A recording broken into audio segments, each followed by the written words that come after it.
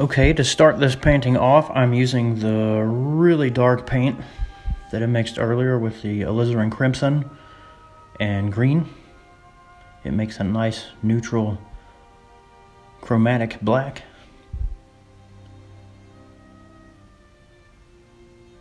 I've sped this video up a little bit so that you guys wouldn't be spending an hour and a half watching me lay in the darks of the painting.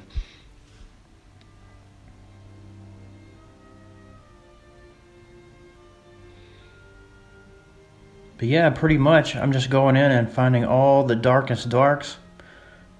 At this point, I'm not really concerning myself too much with temperature or color shifts in the dark areas. Really, this is just a rough lay-in of the darkest darks so that I can get an idea of how this thing is going to turn out later on when I start adding color. And pretty much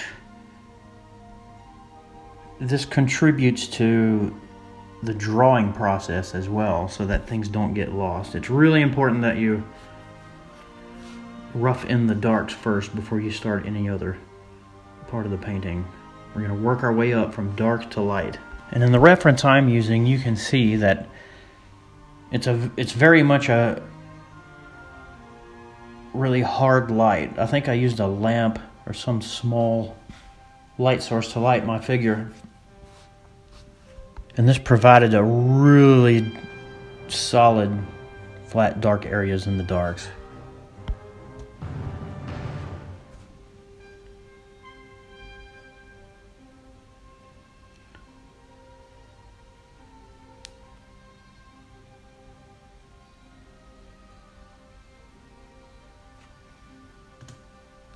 Again, my main concern here is simply getting the darks where they go.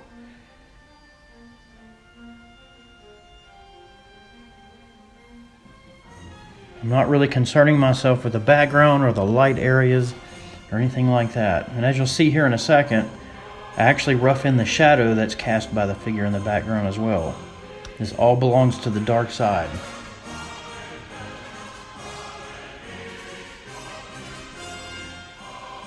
And I myself, you know me, I prefer a very loose type of application of brushstroke.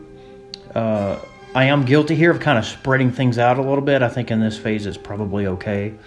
I don't see this hurting the process at all later on.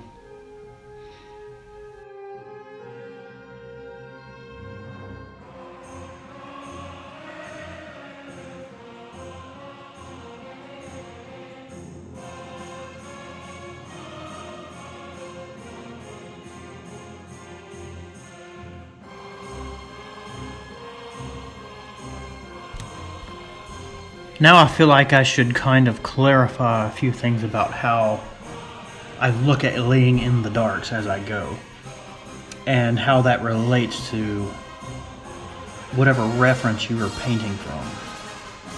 The reference that I'm using, it just happened to be in a situation where there was not a lot of ambient light in the room.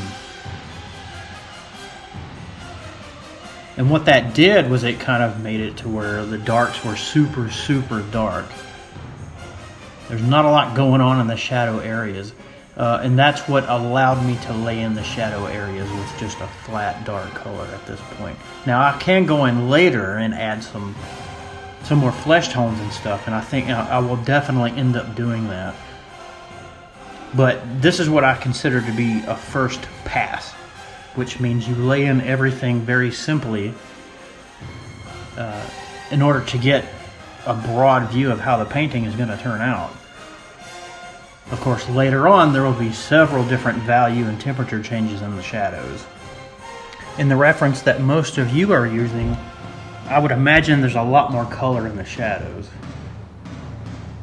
So I think it's better to lay in the darks with a different temperature and value of paint that I'm using.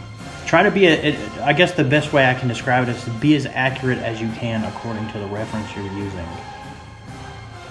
And the reason I say that is I don't want you to think that you have to lay in your darks like I'm doing it here. The only reason I'm doing it this way is because the reference dictates that this is the correct choice.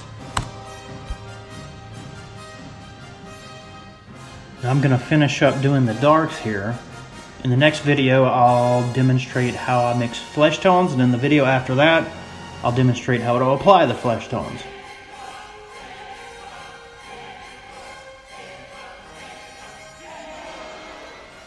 See you next video.